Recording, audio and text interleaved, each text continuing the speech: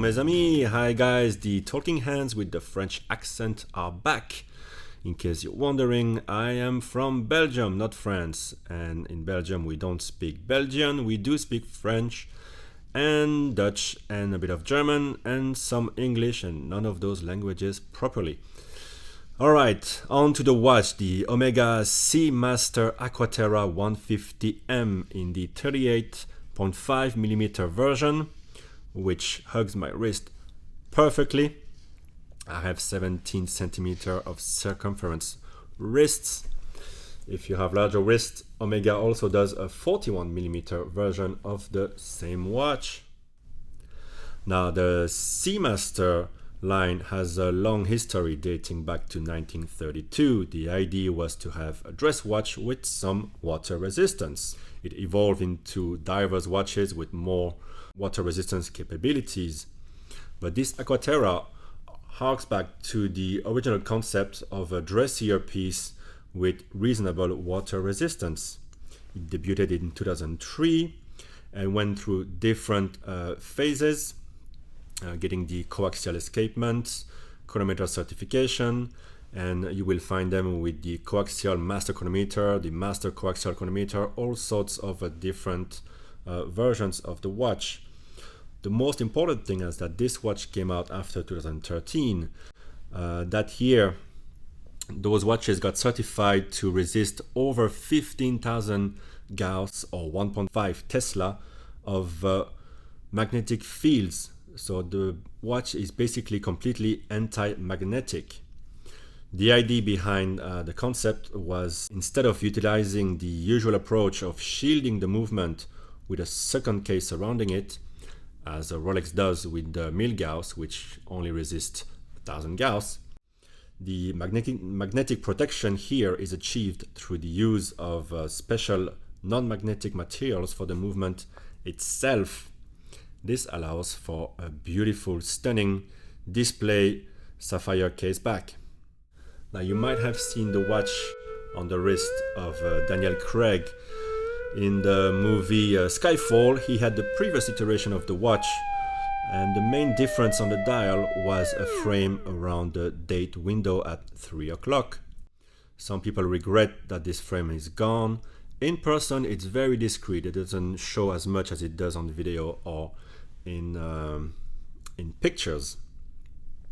The new version of the watch, instead of having vertical lines, has horizontal lines on the dial and the date at 6 o'clock. I think I do prefer this one. To me, it is kind of like the ultimate version of this watch. Now let's have a look at the case.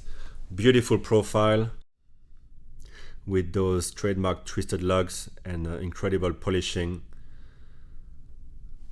You know you are looking at a luxury product here.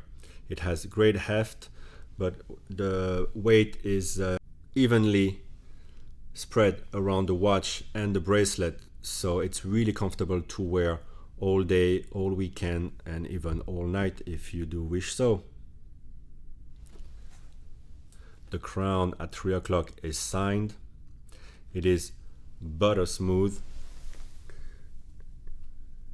Absolutely no awkward resistance. It is virtually noiseless.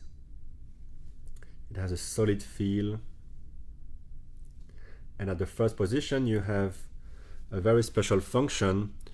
It doesn't stop the balance wheel, but you can change the hour without stopping the seconds. So it's very useful when you're traveling. And it is also how you change the date. You can change it forward or backwards, going back sufficiently. And there you go. I'll put the hand out of the way right here. At the second position, you can stop the balance wheel for a precise setting of the time. Now obviously the dial is the showpiece here, and it's gorgeous beyond those vertical lines which already reflect the light in so many ways. You have those incredible applied hour markers which have those 3D details. Just as you can see, they point towards the center of the dial, rising higher as you go towards the edge of the dial. There's gorgeous details inside of the markers as well, where the loom is applied, where you have a sort of little ridge there. The logo is applied. You have the Seamaster Classic writing on the dial, and the rest of the information is kept to a minimum and is tastefully written on a sort of little applied plaque over the dial, it seems to me. Now the hour hand has this long profile. The minute hand has the same profile but with the arrow shaped at the end of it, and this small arrow is found in a slightly different shape also on the seconds hand. You will notice a slight stutter on the seconds hand. It's because this caliber runs at 25,200 beats per hour, or 7 ticks a second. Not as smooth as the 8 ticks per second you can find on some ETAs or some Rolex watches. But the advantage here is that you have a 60-hour power reserve, which is great. You can put down the watch on Friday fully wound, and on Monday morning it will still be running. The sweep is not bad actually, because especially on this 38.5mm version, on the 41mm version it will probably be a bit more noticeable. It also helps that the triangle is not at the very tip of the seconds hand. It's more on the back, around 2/3 of the seconds hand. Now moving on, around the dial you have tight chaptering with a nice font, and as you can see around the dial you have this silver wall which gives even more depth to the dial. Looking at this angle, it seems like the sapphire crystal has all but disappeared. That's because Omega uses a great application of AR coating, and it is a really neat trick that you find on some of their sports models. It does look quite often during the day as if you could touch the dial indeed. Moving on to the bracelet. Obviously very solid, very sturdy. One could regret here that the center links are polished and will attract a lot of smudges and fingerprints during the day. I would prefer it if it was all brushed, but I guess it is in the spirit of the watch, which is very playful and a bit more dressier than your usual sports watch. Nevertheless, the bracelet is of top quality, and you even have a diverse extension. So you have this butterfly clasp, which can either be closed on both sides, like this, for your usual daily wear, or, as you've noticed here, when I push on the two buttons and release the clasp, only one side comes out. You have to apply a bit of pressure here to pull out the other side, and you can still close the main side of the clasp. So this is a diver extension, which is a bit much on a watch that's not really meant for diving, but it's a cool feature anyway, and you could go snorkeling a bit or diving at not too deep depth. So that's about it for the things I wanted to say about the looks of the watch. Now let's move on to the pièce de résistance, the showpiece here.